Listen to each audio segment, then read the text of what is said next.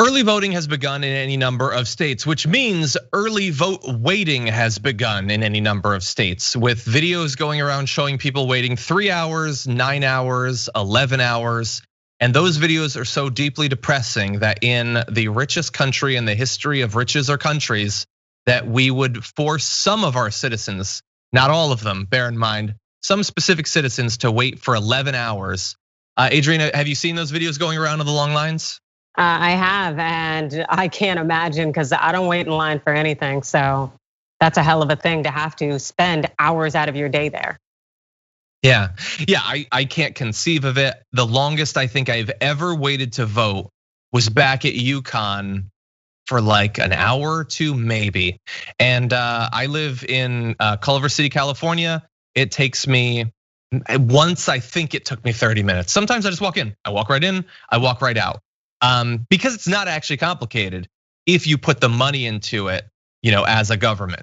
But when you don't, when it's particular areas and you have no interest in those people voting, then you get these incredibly long lines. And so I don't like waiting in lines any more than you do, Adrian, but those people have a difficult choice. Do they have their voices be heard or do they not? And the cost is significant for a lot of people that need to work. They can't, it's not easy to take off 11 hours for anybody.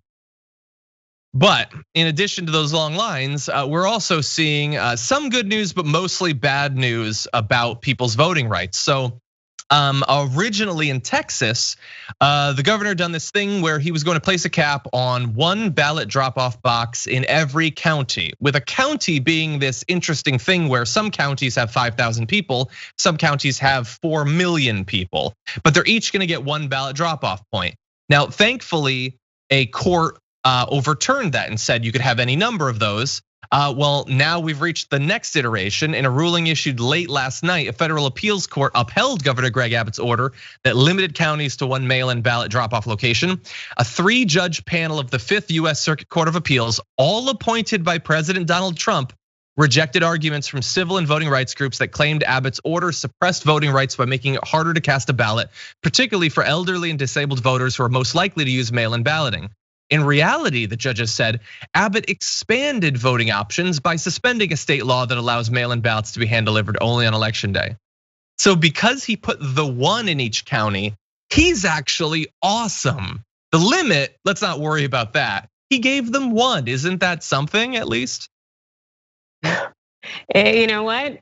This would speak to why Amy Coney Barrett's originalism, textualism kind of framework is problematic, because they're rigging the entire electorate system, and thus we end up getting these laws that just keep the oppression going. And then when you have judges who are like, I'm just gonna read it as it's written, it does not reflect the will of the people. And in this situation here, we have a stacked court that is very pro-Trump. And so of course they are going to create a situation in which those from minority communities or economically oppressed communities don't have full access to the right to vote, because we also have to remember they've drawn district lines, they've drawn county lines. They know what favors them, and they continue to push these laws, ordinances, and create these opportunities for them to stay in power by essentially suppressing the vote.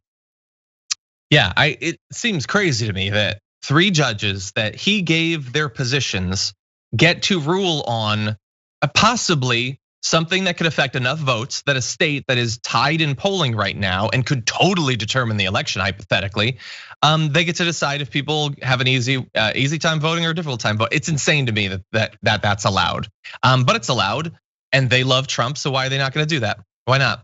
There have been some states, by the way, multiple states have tried to limit ballot drop-off locations or the amount of time that they can be out there.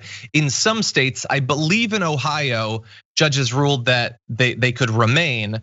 And who knows? I mean, if the Supreme Court ends up taking up this one, which way are they gonna? I mean, you've already got 2 people on the Supreme Court right now as a result of Donald Trump. Who knows how they would rule on that? And if Amy Coney Barrett gets on in a week, if it makes it to her at that point, how would she rule? She definitely shouldn't rule on it at all, but she's not saying that she'll recuse herself. So the chance remains that she could get as involved as these 3 Trump appointed judges are. Absolutely, and that's something that We all know it very much realize, and Amy Coney Barrett's response this morning when asked if she would recuse herself, and her thought of, I need to talk it out with the other justices. If she actually means that and holds steadfast to it, I hope the other justices would say, nah, you need to sit this one out. Yeah, you would hope.